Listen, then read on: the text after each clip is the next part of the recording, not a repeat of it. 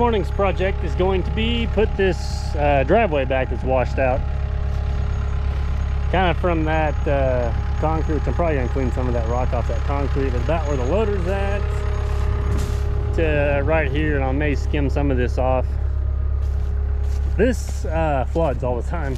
So that's the bad part, is we're going to put this back and eventually it'll probably flood back out, but you can kind of see, I don't know, it kind of runs right down there to the loader and curves and meets that concrete. But I'm just going to kind of skim a little bit of that grass and junk off of there, and then I've got some 3-inch clean at my shop. I'm going to bring a few loads of it out and lay it down first, and then we'll probably just top coat it all, maybe with 1 inch rock, and then, like I said, just skim some of these weeds and junk like that off, try to get this road back. This right here is the last time it flooded. This was where the water came up to and just eroded this road out. And actually that ditch right through there was not even there. It was all just flat and smooth. So it seems like I don't know, not maybe once a year it'll flood a little bit, and then I'd say every couple years, even like where the dump truck's at, there'll be, I don't know, 4 or 5 feet of water right there. So this whole valley will just completely flood.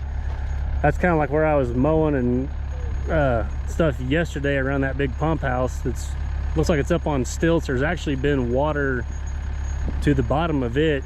So I mean, it's, you know, 15 feet high or whatever out there at that creek. So it floods all the time.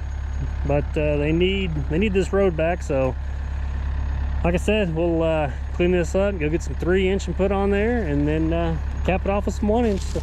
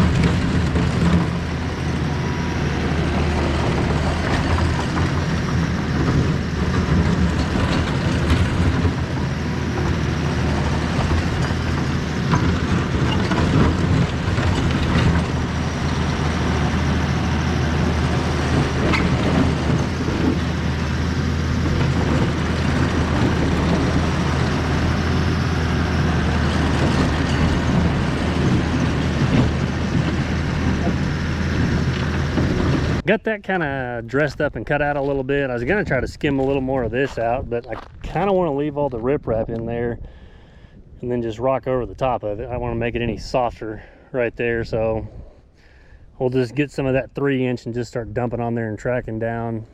I kind of pushed some of that sand and junk that was on here, kind of skimmed it out and started filling that ditch in, because that's not actually supposed to be there, but it almost needs this kind of cleaned out. But there'll be enough water to run down through here eventually that it'll have no problem moving that.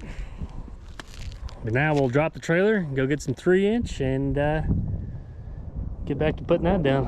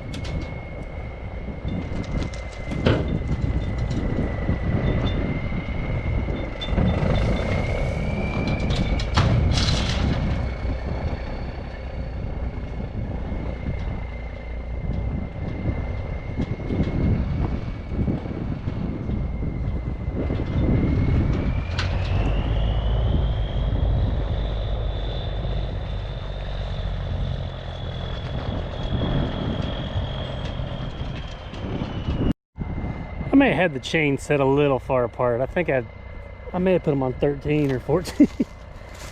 So, oh well. I got some of it spread out. I'll just kind of drag this one load may be enough.